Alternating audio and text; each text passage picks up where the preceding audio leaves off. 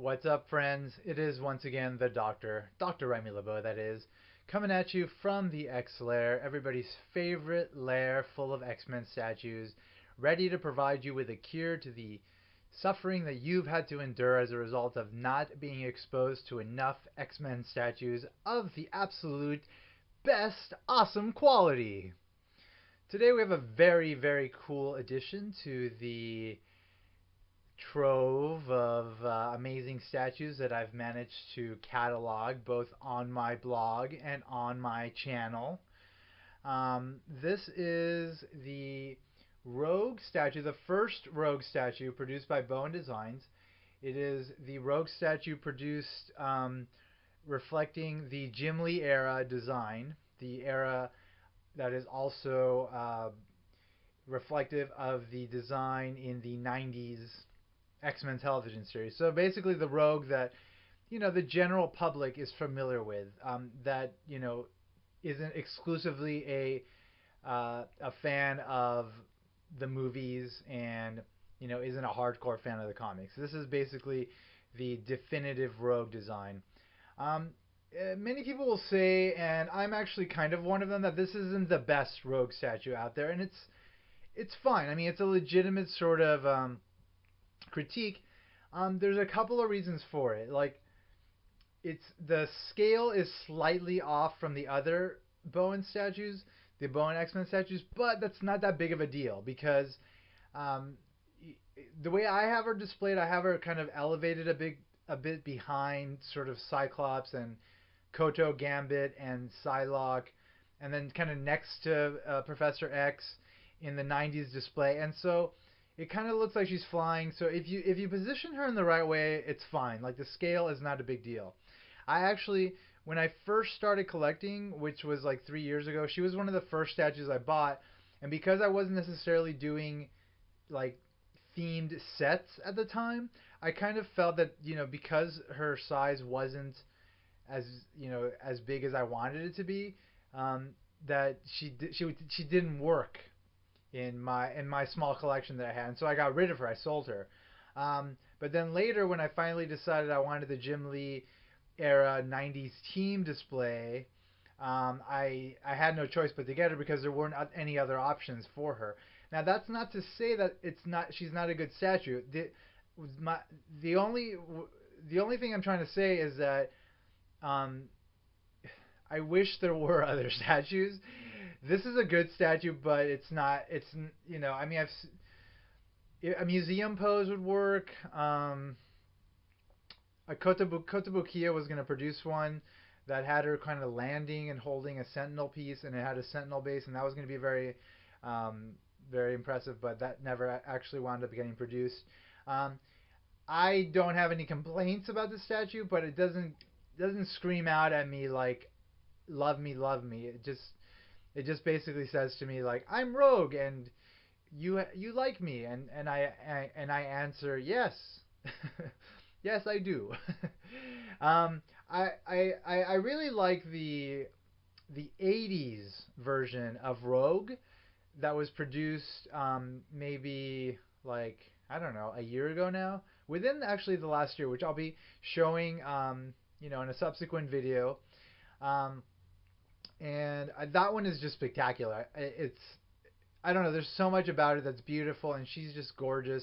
I think, I don't know, with this one, it's not just the scale. It's maybe like the hair too. It's just not as glamorous. I don't know. Is it glamorous, or I don't know what the quality is that's missing, and I don't really know how to describe it. Okay, so this is X-Men #1. I'm sure all of you are very familiar with X-Men #1 because there were like a million of these sold, because there were like 5 variant covers, and there was the gatefold cover, or there were 4 variant covers, and then there was the gatefold cover version that kind of that merged all of them. And there's a shot in here of Rogue that I think this statue was based on, and the artist was trying, and the sculptor was trying to, I think, capture it, but I think slightly missed the mark. I think this is what he was trying to capture. It's a beautiful drawing of Rogue. It's just classic Jim Lee. So much detail. Just gorgeous, beautiful, and I think that's kind of what he was going for. But I think he slightly missed the mark, maybe in the hair, and maybe the face is kind of beautiful. I don't know. I don't know what it is. I can't really put my finger on it, but um, I mean, it's still a very nice statue, and it's a super dynamic pose, and the base, as you can see, is just incredible. I think that's another sort of aspect of it, like that. That kind of makes it somewhat problematic because there is so much detail to the base, both in front and behind. And although it's just impressive and it's like super ambitious, like, and it actually pulls off like this great sort of dynamic effect of her having just like broken down like this brick wall. It's just it makes her hard to display, and it makes her hard to display in a team display. And unless you have her like in a glass case or something, in the middle of a room where you can kind of see all around her, you kind of miss a lot of, a lot of what a lot of this incredible detail that she has. And you can see, I think this is the best perspective for her. Like when you have her kind of, you see her entire body flying. I think this is probably the best way to look at her. But it's hard to place that in a display. Again, this is not a bad statue, and it's actually very good. If it wasn't good, I wouldn't have it. Like I said, I bought it and I got rid of it, but that was because of the scale thing. I've gotten rid of other statues before, and it's been because of the design of those statues, and I never wound up getting them again. With this one, I went back to it because I do like it. And I made it work, and it works great, and I've had it for almost 2 years now, and really I never think like I wish I didn't have it. If a museum pose or like an alternate version of this design was created by Bowen Designs, I would keep this statue because I do like it. I do like it a lot. So it's definitely worth having. All right, so it was produced in 2007, so it's been 6 years. This is number 489 of 1500, and it was sculpted by Mike Petrzak. Petryszak. I haven't actually seen this sculptor, his name and any other things. I'm sure he sculpted other stuff for Bowen Designs, but it's definitely sort of a unique statue in sort of the Bowen uh, like set of statues that they've produced. It doesn't necessarily, for me, it doesn't feel consistent with them for some reason. I don't know, but again, it is very impressive, and it's totally worth getting, and it's very cool. So she herself is actually connected to the base with this peg. Here, there's a peg right there. If you want a closer look at her, here she is. Oh, Remy, why do you try to kiss me? Why? You know you cannot. Okay, I'm being silly now. But so she just connects to the base via this one peg, and just like, and it holds her there, which is really impressive. There's so much that's impressive about this statue, and the pose and the base, and just a lot. But again, there are some elements of it that kind of make it not the best rogue statue, but a good rogue statue in this design, certainly. Um, so the base itself, I've taken a few pictures of it. It's really beautiful. Like it, it's a work of art. Like, I mean, you can see like there's like bricks that stick out here. They're just like in mid sort of toss. Um, just like debris of the brick wall all over the place. Like it's just, and then behind the wall you have like some like sort of electrical something. I don't know. It's obviously they paid a lot of attention to it, and my hat is off to them. Like they did a great job. I really like it.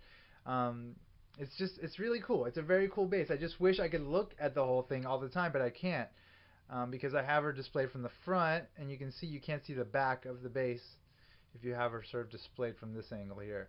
But still beautiful.